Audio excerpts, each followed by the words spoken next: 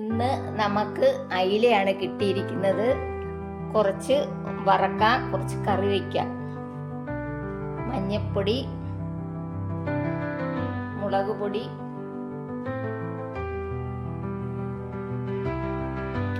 ഉപ്പ്, കുരുമുളക് പൊടി നല്ലതുപോലെ മിക്സ് ചെയ്യാം. അല്പം നാരങ്ങ നീര് ഒഴിക്കണമായിരുന്നു, മറന്നുപോയി. ഇങ്ങനെയാണ് ഒഴിക്കുന്നത്.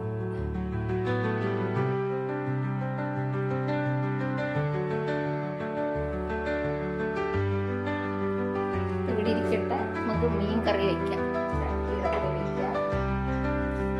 ഇപ്പൊ എണ്ണ ഒഴിച്ചു കൊടുക്കാം.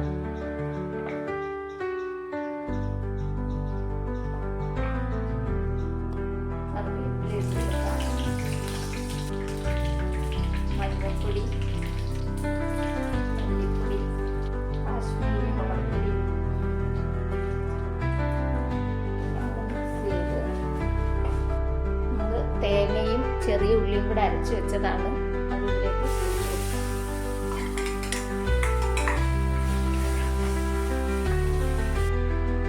ആവശ്യത്തിന് വെള്ളം ഇട്ട് കൊടുക്കാം.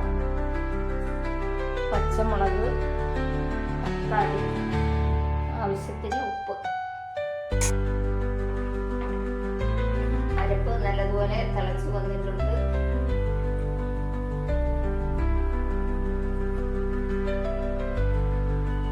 നമുക്ക് അടച്ചു വെക്കാം.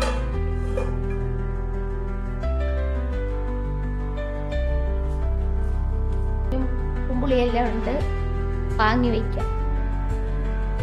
മീൻ വറക്കുന്നതിന് എണ്ണ ഒഴിച്ചു കൊടുക്കാം. കറിവേപ്പില ഇട്ട് കൊടുക്കാം.